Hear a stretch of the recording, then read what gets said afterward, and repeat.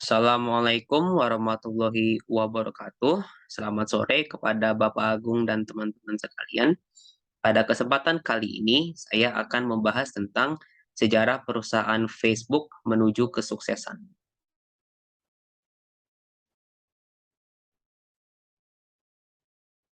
Jadi pada awalnya, Mark Zuckerberg, yaitu CEO Facebook, ia diajari oleh ayahnya tentang melakukan coding menggunakan bahasa pemrograman Atari Basic. Kemudian pada umur 11 tahun, beliau juga dibimbing oleh seorang software developer yang bernama David Newman untuk menajamkan kemampuan programmingnya. Nah, jadi salah satu program pertama yang Zuckerberg itu berhasil buat itu adalah ZuckNet. Nah, jadi ZuckNet ini merupakan program yang cara kerjanya itu mirip seperti internal messaging system atau mirip seperti SMS. Nah, jadi pada awalnya itu Zuckerberg itu menciptakan program ZuckNet ini untuk membantu ayahnya yang bekerja sebagai dokter gigi. Nah, ia ingin membuat suatu sistem agar ayahnya ini bisa menghubungi resepsionisnya dengan mudah.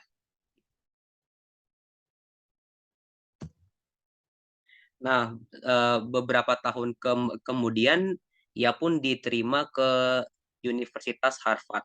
Nah, di sini, yaitu pada tahun 2003 tepatnya, Zuckerberg membuat sebuah website. Nah, itu namanya adalah FaceMesh. Nah, jadi website FaceMesh ini fungsinya itu dia dapat menilai ketampanan atau kecantikan seseorang berdasarkan foto yang diupload. Nah, website ini mirip seperti sebuah aplikasi, yaitu namanya Hot or Not, yang dibuat pada sekitar tahun 2000-an. Nah, tapi pada saat pengerjaan aplikasi ini, Zuckerberg membuat sebuah kesalahan yang fatal. Jadi foto-foto yang diupload di websitenya itu ternyata diambil tanpa seizin pengguna yang bersangkutan. Nah, jadi akibatnya Zuckerberg harus berurusan dengan bagian administrasi di Harvard dan dia juga diancam untuk dikeluarkan. Nah, tapi untungnya pihak dari Harvard memutuskan untuk tidak mengusirnya. Nah, setelah meminta maaf kepada publik, Zuckerberg pun berfokus kepada proyek berikutnya. Nah, proyek berikutnya itu adalah The Facebook. Nah, jadi pada tahun 2004 itu The Facebook diluncurkan. Jadi dia itu mirip seperti face mesh di mana user bisa mengupload fotonya tapi hanya untuk dijadikan profile picture, bukan untuk dinilai ketampanan atau kecantikannya. Nah, selain itu, The Facebook ini juga memiliki fungsi lain, yaitu bisa menghubungkan user ke user lain dan bisa membuat koneksi antar user. Nah, tetapi pada saat peluncuran aplikasi ini terjadi sebuah masalah masalah baru. Nah, ternyata sebelum Zuckerberg itu mengerjakan The Facebook ini, dia pernah mengerjakan sebuah proyek sebelumnya bersama teman-temannya.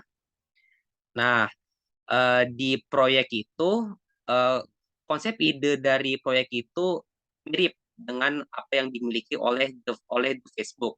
Nah, oleh karena itu Zuckerberg dituntut oleh rekan-rekan proyeknya yang mengatakan bahwa dia telah mencuri ide konsep milik milik mereka dan teman-temannya itu juga meminta kompensasi.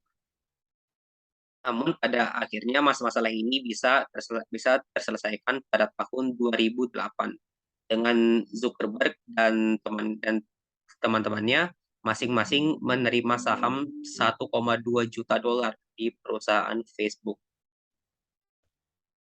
Jadi tahun 2004 di sini pada tahun itu Facebook mulai berjaya ya. Jadi Zuckerberg itu mulai memindahkan operasi perusahaannya ke California dan di sana dia mendapatkan berbagai investasi yang bisa dibilang menguntungkan.